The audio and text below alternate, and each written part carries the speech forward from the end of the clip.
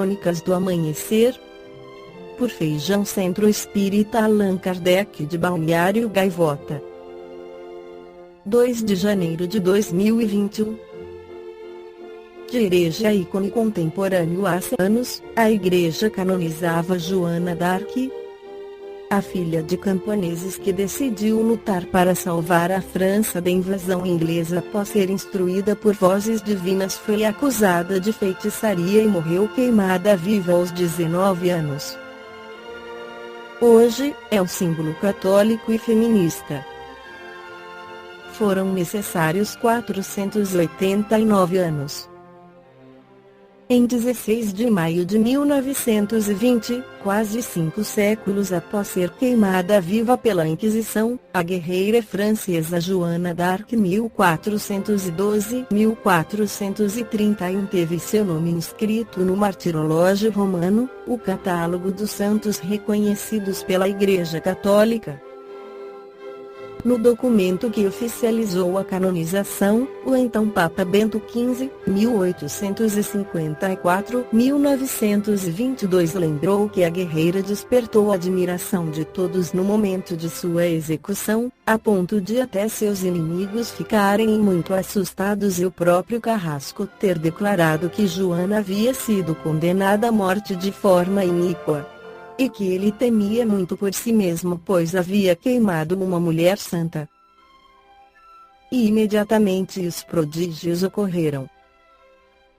De fato, muitos dos presentes viram o nome de Jesus escrito dentro da chama do fogo na qual ela foi queimada, escreveu o pontífice, relatando ainda que uma pomba teria sido vista voando nas chamas e o coração da executada permaneceu ileso e cheio de sangue, o que o próprio Carrasco confirmou.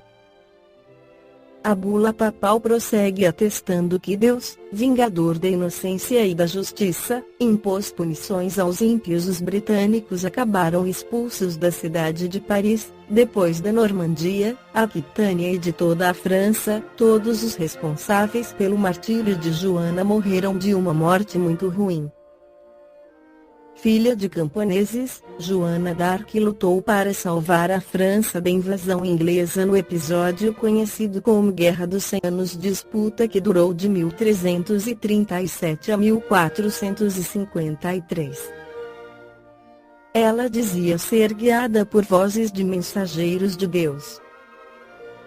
A batalha entre França e Inglaterra ocorreu em seguida à morte do rei Carlos IV 1294-1328, que não deixou herdeiro.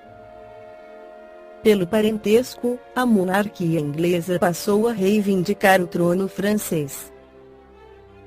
Foi declarada a guerra das batalhas. A Inquisição, nascida no vilarejo de Domremy, Joana, muito religiosa, começou a ouvir vozes por volta dos 13 anos de idade. Ela acreditava ser interlocutora de São Miguel Arcanjo, Santa Catarina de Alexandria e Santa Margarida de Antioquia. Essas vozes lhe conferiram algumas missões, entre as quais expulsar os invasores ingleses de Paris e libertar os franceses do cerco imposto em Orleans. O monarca Carlos VII 1403-1461 ainda não havia sido coroado rei quando a recebeu, em Chinon. Ali, ele deu a ela uma espada, um estandarte e o aval de que a jovem se juntasse aos soldados franceses, embora não nomeada oficialmente cavaleira. Joana vestiu-se como um guerreiro homem e foi a campo de batalha, lutando contra ingleses em vários pontos da França. Sua fama começou a se espalhar. Em 1429 ela esteve em Reims, acompanhando a coroação de Carlos VII. Mas a fama trouxe também os inimigos. Joana passou a ser vista como uma aberração, uma mulher guerreira, que dizia ouvir vozes divinas. E se vestia como homem. Naquele tempo, o Tribunal do Santo Ofício da Igreja Católica, conhecido como Santa Inquisição, atuava com firmeza, sempre seguindo o propósito de combater aquilo que era considerado heresia. Joana foi enquadrada, acusada de feitiçaria. O papel histórico dela foi estar em um lugar onde as mulheres não costumam estar. Isto é um fato, independentemente do feminismo, avalia a BBC News Brasil a historiadora Mayra Rosim, pesquisadora na Universidade de São Paulo USP. A figura de Joana mostra uma relação da Igreja Católica com as pessoas consideradas hereges. Assim, ela marca um ponto da história quando pessoas eram queimadas na fogueira. Isso é muito significativo. Mas o papel importante dela é sua presença em um lugar inusitado. Cerca de 100 acusadores participaram de seu julgamento e os interrogatórios duraram 4 semanas. Acabou condenada por 2 razões para o júri: usar roupas masculinas era inadmissível para uma mulher e, bem, as tais vozes não seriam coisa de Deus, mas sim do próprio demônio. Foi um processo cheio de polêmicas. Joana era uma camponesa pouco letrada e não deixou escritos a não ser algumas poucas cartas. No entanto, seu processo tinha várias páginas escritas que continham querelas políticas carregadas de dubiedades, comenta a BBC News Brasil a teóloga Maria Clara Lutschetti Bingemer, professora da Pontifícia Universidade Católica do Rio de Janeiro PUC-RJ e pesquisadora visitante na Universidade Notre Dame, nos Estados Unidos. Joana d'Arc lutou para salvar a França da dominação inglesa, mas não era nada claro que não tivesse havido também uma implicação de autoridades civis e religiosas francesas em seu processo e condenação à morte.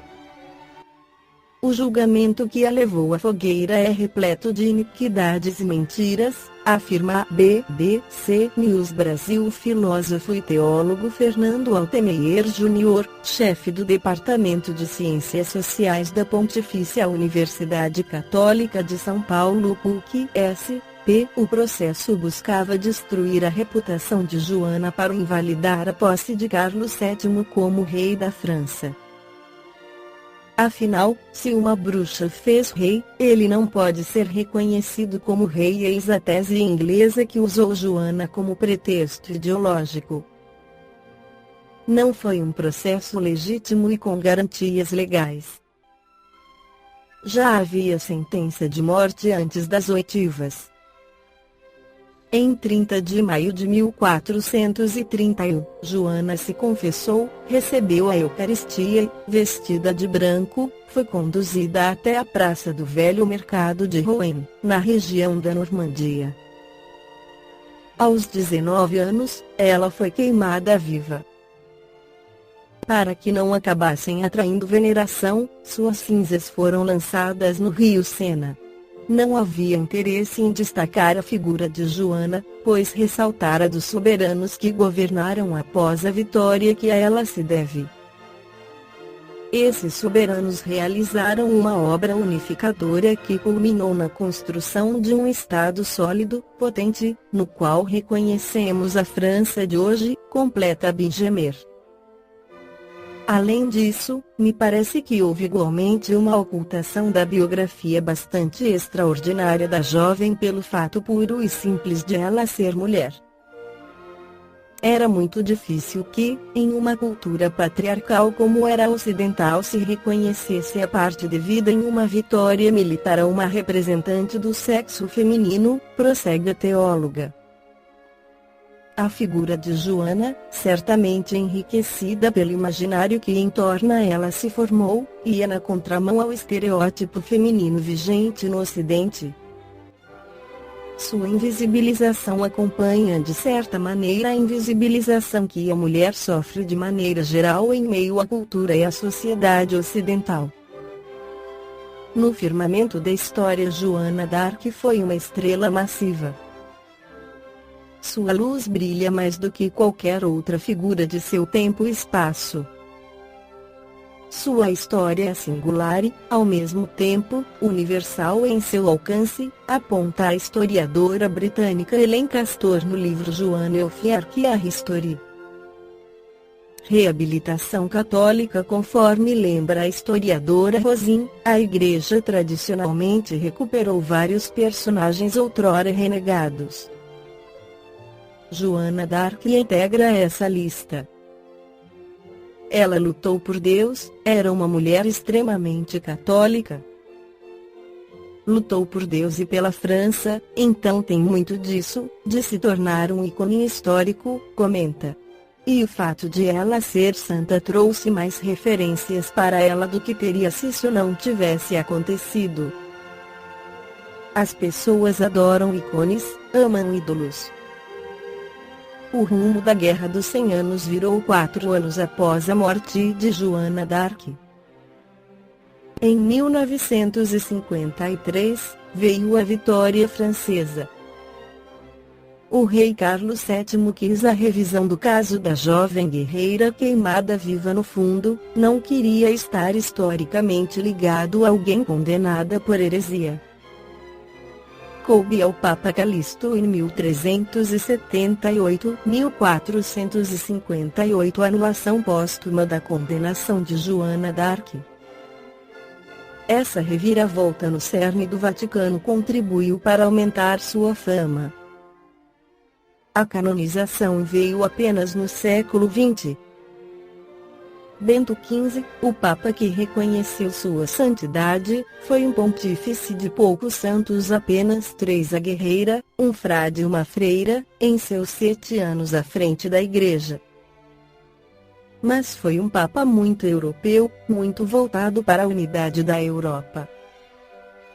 Assim, pode ter havido interesse em canonizá-la, já que era uma imagem, um ícone, um símbolo, de um país que desde a Revolução Francesa em 1789 estava muito secularizado, contextualiza BBC News Brasil. O vaticanista Felipe Domingues, doutor pela Pontifícia Universidade Gregoriana de Roma.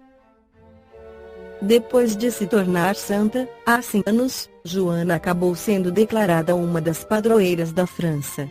Antes da Revolução Francesa, a França era ultracatólica. Portanto, ter um ícone nacional como santa passou a ser questão de interesse por parte da Igreja, diz Domingues. A canonização esteve envolta nas considerações pontifícias de recuperar sua influência na França, concorda Altemeyer. O Papa que a canoniza diz claramente no documento que a França de novo se tornou a filha mais velha da Igreja. Sua importância foi apropriada também pelos nacionalistas, que viam em sua biografia uma luta pela integridade do país. Não demorou para que, em meados do século XX, Joana d'Arc se tornasse idolatrada pela direita francesa. Em 2017, o político francês Jean-Marie Le Pen, ex-presidente do Partido Nacionalista mais à direita no espectro político de lá, comparou a filha, a também política Marine Le Pen, sua sucessora no partido, a Joana d'Arc. Segundo o espírito Humberto de Campos, pela psicografia de Francisco Cândido Xavier, a última reencarnação de Judas Iscariotes na Terra foi da heroína francesa Joana d'Arc, queimada nas fogueiras inquisitoriais do século XV, conforme mensagem apresentada no livro Crônicas de Além-Túmulo. Essa afirmação tem base no diálogo entre ele e Tiago, no dia anterior à prisão de Jesus, no qual Judas revela o seu plano de simplesmente apressar o triunfo, no mundo, do cristianismo, e não o de eliminar seu mestre, que amava profundamente, ou então que Judas, depois de assistir às cenas do Calvário, levado por tremendo remorso, cometeu o suicídio. No entanto, Jesus, após a sua morte e tocado de compaixão, foi ao encontro do espírito enlouquecido de Judas, permanecendo 3 dias ao seu lado até que ele adormecesse, segundo a revelação da poetisa desencarnada Maria Dolores, no livro Coração e Vida. Só depois desse gesto de amor e de perdão é que Jesus apareceu materializado a Maria Madalena, segundo o Evangelho de João 20, 11 a 18.